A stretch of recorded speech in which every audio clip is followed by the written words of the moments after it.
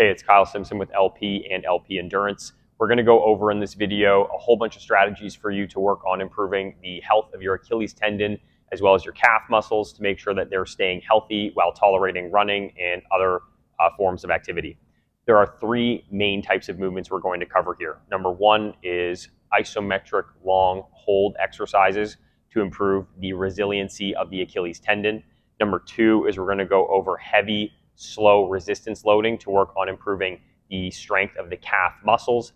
And the third thing we're going to do to round it out is work on plyometric exercises to help your tendon produce and absorb forces, as well as give it a little bit more elasticity so it can handle all the things you throw at it.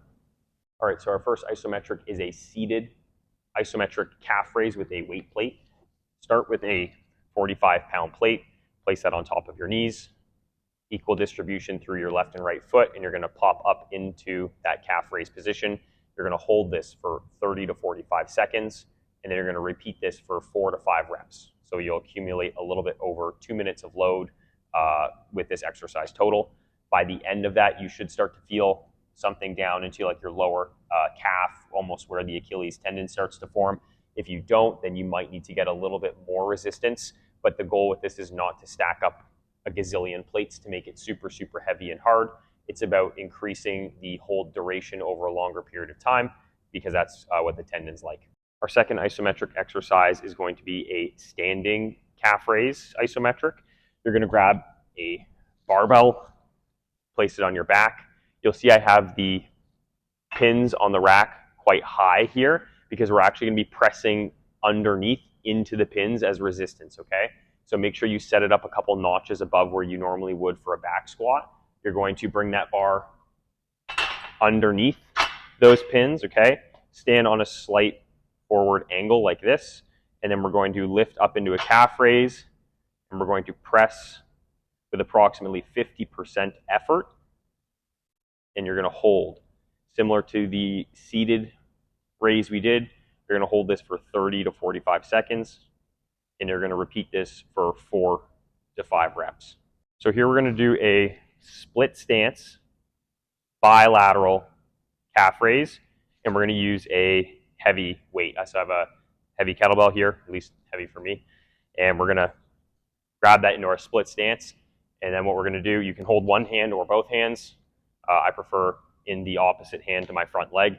What we're going to do is we're going to get up into that calf raise on both our front and our back leg. And we're going to get back down. And we're going to repeat this for about 8 to 10 reps.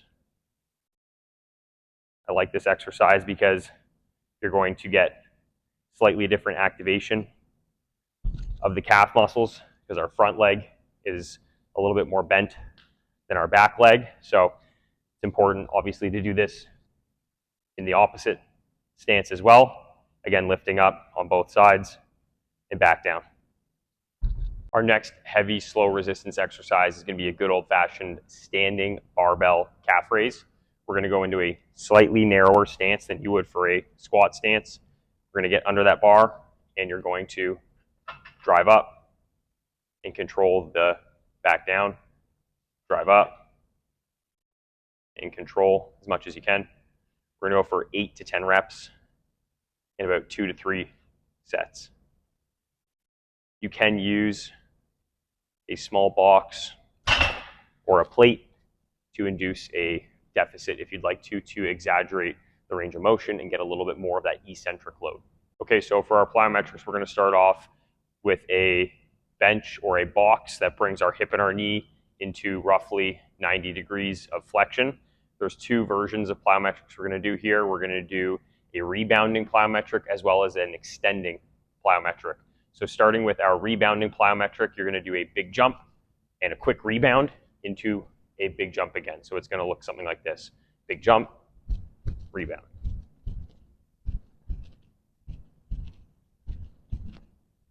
Our extending plyometric, you're going to start with your down leg close to the object in front of you, and you're going to hop as you bring that leg away to as far as you can go. And then you're going to bring it back to the start position. As you do this, you want to experiment with both the amplitude or size of the jump as well as the frequency or speed of the jump. So amplitude meaning bigger jumps, and then frequency meaning trying to increase how many.